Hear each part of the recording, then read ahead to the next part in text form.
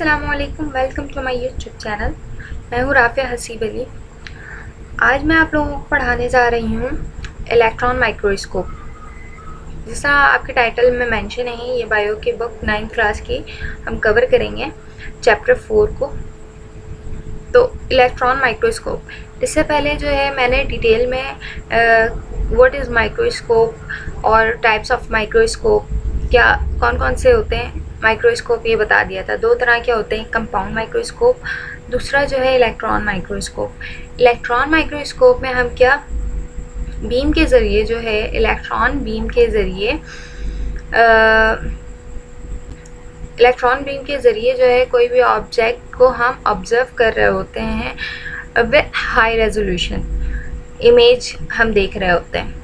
ठीक है, यहाँ मेंशन भी है as resolution as small as 0.2 nanometre तक हम जो इमेज ऑब्ज़र्व कर सकते हैं और वो उसकी रेजोल्यूशन जो होती है और मैग्नीफिकेशन जो है बहुत ज़्यादा होती है। अच्छा, यहाँ पे दो तरह के इलेक्ट्रॉन माइक्रोस्कोप होते हैं, एक है स्कैनिंग इलेक्ट्रॉन माइक्रोस्कोपी, दूसरा है transmission electron microscopy. Scanning electron microscopy में क्या होता है, a beam of electron moves back and forth across the surface of a cell or tissue creating a detailed image of a 3D surface। मतलब ये होता है कि हमारे पास कोई भी ऑब्जेक्ट है, ठीक है, तो फर्स्ट कर लें हमारे पास एक क्यूब है, इसकी जो है 3D इमेज हमें दिख रही होती है, मतलब कि ये हमें हर एंगल से क्लियर ऑब्जेक्ट दिख रहा होता है और डिटेल में दिख रहा होता है। क्या होता है कि इसमें जो है इलेक्ट्रॉन की बीम जो है पड़ रही होती है इस ऑब्जेक्ट पे और हमारे पास जो इमेज आ रहा होता है वो क्या होता है, 3D इमेज होता है। 3D मतलब क्लियर इमेज होता है। ये होता है स्कैनिंग इलेक्ट्रॉन माइक्रोस्कोपी। यहाँ पे ये देख लें, इस तरह की इमेज बनती है। ये जो पिक्चर ली गई है ये स्कैनिंग इलेक्ट्रॉन माइक्रोस्कोपी से ली गई है। नेक्स्ट है transmission electron microscopy. In transmission electron microscopy, in contrast, the sample is cut into extremely thin slices before imaging। मतलब होता क्या है, हम कोई भी ऑब्जेक्ट को सबसे पहले कट करते हैं थिन स्लाइस में और फिर हम उसकी क्या कर रहे होते हैं, माइक्रोस्कोपी कर रहे होते हैं इलेक्ट्रॉन माइक्रोस्कोप में। और ये हमें क्या दे रहा होता है, डिटेल पिक्चर दे रहा होता है। डिटेल पिक्चर मतलब कि इसकी जो रेजोल्यूशन होती है बहुत हाई होती है, इसके हम एक एक ऑर्गेनल्स को ईज़िली जो है स्टडी कर सकते हैं। ये होता है transmission electron microscopy. Next topic है history of the development of cell theory. अब हम डिस्कस करेंगे सेल के बारे में, ठीक है, कि सेल क्या होता है और सेल थ्योरी किसने पेश की, ये हम थोड़ा सा स्टडी करेंगे।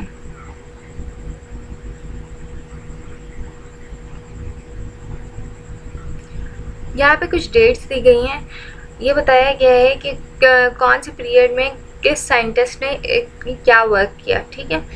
1665 में cell was first observe by Robert Hooke. ये मैंने पहले ही बता दिया था कि सेल जो है सबसे पहले कंपाउंड माइक्रोस्कोप इन्वेंट किया गया, फिर उसके बाद जो है रॉबर्ट हुक ने सेल पे काम किया और माइक्रोस्कोप को इम्प्रूव किया। इन्होंने क्या किया कि प्लांट का जो एक स्ट्रक्चर होता है कॉर्ड, ठीक है, कॉर्ड की स्लाइस ली और उसकी माइक्रोस्कोपी की। जब उसकी माइक्रोस्कोपी की तो वहाँ पे जो स्ट्रक्चर बना वो हनी कॉम्ब लाइक स्ट्रक्चर बना। यहाँ पे पिक्चर दी गई है इस तरह का, और ये हॉलो स्ट्रक्चर था। बेसिकली हॉलो जो है हम किसे कहते हैं, सेल को कहते हैं, ठीक है। तो इन्होंने सबसे पहले सेल के बारे में बताया और ही only saw cell wall as this was dead tissue. इन्होंने सबसे पहले सेल वॉल को देखा। नेक्स्ट हम बात करते हैं 1670 में जो है first living cell were seen by Anton von Leeuwenhoek. इन्होंने सबसे पहले जो है लिविंग सेल्स को ऑब्जर्व किया जो कि वाटर के ऑर्गेनिज्म थे, पॉन्ड के, ठीक है। माइक्रोस्कोपी की उसकी सेकेंड है 1683 में लियन हुक ने जो है और डिस्कवरीज की माइक्रोस्कोप में और प्रोटोजोआ के बारे में बताया डिटेल में, यूनिसेलुलर को डिस्कवर किया बेसिकली, और बैक्टीरिया के बारे में भी इन्होंने हमें नॉलेज दी। नेक्स्ट हम बात करते हैं 1833 में the centre of the cell was seen by Robert Brown. मतलब ये कि सेंटर, हमारे सेल का जो सेंटर होता है, न्यूक्लियस होता है, रॉबर्ट ब्राउन ने न्यूक्लियस के बारे में बताया कि cell contain nucleus in plant cell. Next, cell theory. Theodor Schwann, a German botanist, reached the conclusion that not only plant but animal tissue as well is composed of cell. Schwann ने जो है theory पेश की कि सिर्फ plant ही cell से नहीं बने होते, बल्कि जो है एनिमल टिश्यू भी किससे कंपोज्ड हुए हुए होते हैं, सेल से बने हुए होते हैं। इसलिए कहते हैं कि लाइफ जो है वो लाइफ की बेसिक यूनिट क्या है, सेल है। जितने भी लिविंग ऑर्गेनिज्म है उसकी बेसिक यूनिट क्या है, लाइफ है, तो सॉरी सेल है।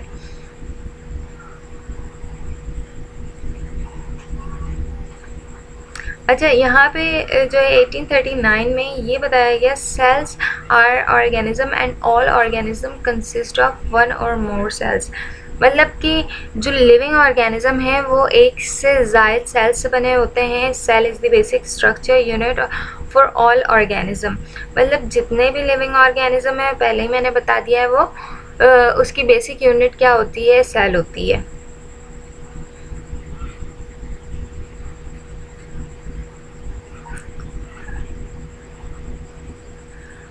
रोलिकर discover the sperm and egg और ऑल्सो सेल्स। अच्छा, ये एग और जो स्पर्म है फर्टिलाइजेशन के दौरान ये बन रहे होते हैं, ये भी क्या होते हैं, ये दोनों भी सेल्स होते हैं। इन्होंने रोलिकर ने इसकी डिस्कवरी की। नेक्स्ट जो है हम बात करते हैं 1845 में,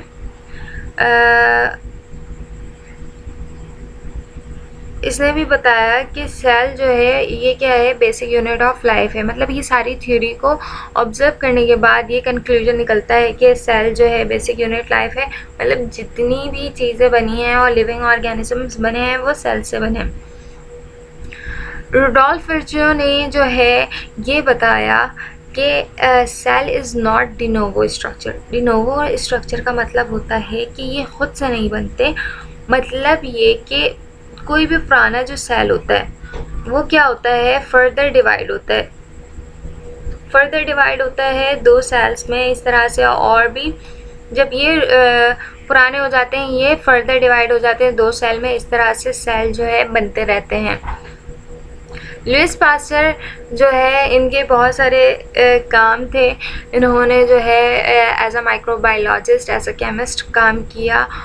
ठीक है, नेक्स्ट हम बात करते हैं सेल थ्योरी की। Cell theory, one of the most important concept in biology is that a cell is a basic structure and functional unit of living organism। ये बात क्लियर हो गई कि जितने भी लिविंग ऑर्गेनिज्म हैं वो किस पे बेस करते हैं, लिविंग ऑर्गेनिज्म पे। अगर मैं आपको एक एग्जांपल दूँ, एक वॉल है, ठीक है, उसका बेसिक यूनिट क्या होता है। अगर विदाउट ब्लॉक एक वॉल हम खड़ी नहीं कर सकते। इसी तरह से जो हमारा सेल है वो एज अ बिल्डिंग ब्लॉक है। ठीक है, वो क्या काम करता है, लिविंग बीइंग में एज अ बिल्डिंग ब्लॉक काम करता है। This is known as the cell theory. इसे हम सेल थ्योरी कहते हैं। ये जो है ये थ्योरी किसने पेश की, शेल्डन एंड श्वान ने। शेल्डन बॉटनिस्ट था जिन्होंने प्लांट पे स्टडी की, और श्वान जो है जूलॉजिस्ट जिन्होंने एनिमल पे स्टडी की। In 1855, Rudolf Virchow, a German physician, proposed an important extension of cell theory that all living cells arise from pre-existing cells। मतलब ये कि जितने भी इन्होंने यही बताया है कि जितने भी सेल्स होते हैं वो क्या होता है कि वो de novo structure do not de novo structure, मतलब वो खुद से नहीं बनते। होता क्या है, जो पुराने सेल्स होते हैं वो डिवाइड होते हैं 2 सेल्स में, इसी तरह से आगे जो है ये और फर्दर इस तरह से डिवाइड होते रहते हैं, इस तरह से जो है ये साइकिल चलती रहती है। The postulates of cell theory, अब हम कुछ पोस्टुलेट्स देख लेते हैं। All living organism are made of 1 or more sales, जितने भी लिविंग ऑर्गेनिज्म हैं वो एक या एक से ज़्यादा सेल्स से बने हुए होते हैं। The cell is fundamental unit of structure and function in all living organism. हमारी बॉडी में जितने भी फंक्शंस हो रहे हैं वो किसके अंदर हो रहे हैं, सेल्स के अंदर हो रहे हैं। अब हम इसे बिल्डिंग ब्लॉक भी कह सकते हैं। क्यों? क्योंकि अगर मैं एक वॉल की बात करती हूँ, ठीक है, उसकी बुनियाद किस पे होती है, ब्लॉक्स पे होती है। इसी तरह से हमारी बॉडी की जो बुनियाद है वो क्या है, सेल है। The new cell is derived from pre-existing cells divided into 2 by cell division। यही चीज़ के जो सेल जो है किस तरह से डिवाइड होते हैं, एक से 2 सेल्स बनते हैं और इसी तरह से फर्दर डिवाइड होते रहते हैं, सेल डिवीजन होती है। अच्छा, नेक्स्ट है the cell contain the hereditary material which is passed from generation to generation.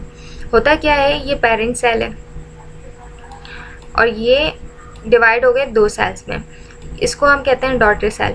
अब इसके अंदर पेरेंट सेल के अंदर जो भी इंफॉर्मेशन है वो क्या होता है, वो सारे इंफॉर्मेशन ट्रांसफ़र हो जाते हैं डॉटर सेल में। मतलब कि तमाम चीज़ें जो भी कैरेक्टरिस्टिक्स इस सेल की है वो तमाम से कैरेक्टरिस्टिक्स आपको इस सेल में मिलेगी। इन फ्यूचर ये फर्दर डिवाइड होता है तो क्या होगा कि इसमें भी तमाम इंफॉर्मेशन जो अब इस वक्त जो ये पेरेंट सेल है इसमें तमाम चीज़ें जो है ट्रांसफ़र हो जाएंगी इसके डॉटर सेल में। ये कुछ पिक्चर्स हैं जिन्होंने सेल थ्योरी पेश की, ये इन तीनों साइंटिस्ट की पिक्चर है। नेक्स्ट हम बात करते हैं, कुछ सेल्स ऐसे होते हैं ना तो वो लिविंग होते हैं, मतलब कि वो बॉर्डर लाइन होते हैं, सब सेलुलर होते हैं, मतलब दोनों क्वालिटी होती है। कुछ सेल से सिमिलैरिटीज़ होती हैं, कुछ नहीं। इसे हम सब सेलुलर भी कहते हैं और ए सेलुलर पार्टिकल्स भी कहते हैं। According to the first principle of cell theory, all organism are composed of 1 or more sales. ठीक है, जो सेल है, ठीक है, वो रिलाई करता है 3 चीज़ों पे। ठीक है, एक तो ये कि फर्स्ट मेम्ब्रेन होना चाहिए, प्लाज्मा मेम्ब्रेन का होना बहुत ज़रूरी है, जो कि क्या कर रहा होता है, हमारे सेल को प्रोटेक्ट कर रहा होता है आउटसाइड द एनवायरनमेंट। ठीक है, एनवायरनमेंट से प्रोटेक्ट कर रहा होता है। दूसरा ये कि हमारे सेल को जो कंट्रोल कर रहा है, ठीक है, न्यूक्लियस, उसका होना बहुत ज़रूरी है। और तीसरा, जो न्यूक्लियस के बाहर जो चीज़ें होती हैं, ठीक है, साइटोप्लाज्म में जो मशीन्स मौजूद होती हैं जो कि आउटर न्यूक्लियस से आ रही होती हैं और वो उस पर वर्क कर रहा होता है, इन तीनों का होना बहुत ज़रूरी है। लेकिन ये कुछ सेल्स ऐसे होते हैं, कुछ ए सेलुलर ऐसे होते हैं जिनमें ये तीनों चीज़ें ही मौजूद नहीं होती, वो जस्ट एक प्रोटीन पार्टिकल्स होते हैं या डीएनए का स्ट्रक्चर होता है, डीएनए आरएनए का स्ट्रक्चर होता है और उसकी जो कवरिंग होती है वो प्रोटीन की होती है। एग्जाम्पल के तौर पे virus, prions and viroids are not composed of cells, rather they are subcellular or acellular particles but do not run any metabolic activity. क्या होता है कि इसके अंदर कोई भी मेटाबॉलिक एक्टिविटी नहीं होती क्योंकि ये तमाम चीज़ें मौजूद ही नहीं होती। और लेकिन क्या होता है, जब ये इसे कोई लिविंग सेल्स मिल जाते हैं, ठीक है, जब ये लिविंग सेल पे अटैक करता है तो ये अपना जो जेनेटिक मटेरियल है, डीएनए और आरएनए, वो कम्प्लीटली ट्रांसफ़र कर देता है लिविंग सेल में और इसकी यहाँ पे क्या होना शुरू हो जाती है, डिवीज़न होना शुरू हो जाती है। और साथ साथ ये भी होता है कि इसमें जो भी इंफॉर्मेशन है वो उसमें जो है इसके फर्दर जो सेल्स डिवाइड होते हैं वहाँ पे ये सारे इंफॉर्मेशन कॉपी हो जाते हैं, तो इसलिए हम इसे ए सेलुलर कहते हैं। आज हम इसे यहीं पे क्लोज़ करते हैं। उम्मीद करती हूँ कि आपको मेरी बातें समझ आई होंगी। नेक्स्ट जो है हम स्टार्ट करेंगे सेल, और भी बाकी जो इसके टाइप्स वगैरह हैं उस पर स्टडी करेंगे। अगर कोई भी आपको प्रॉब्लम हो तो आप मुझसे कमेंट सेक्शन में पूछ सकते हैं। जब तक के लिए मुझे इजाज़त दें। अल्लाह हाफ़िज़। और मेरे चैनल को आप लोग सब्सक्राइब कर लें। वीडियो पसंद आई हो तो लाइक कर लें। थैंक यू एंड अल्लाह हाफ़िज़।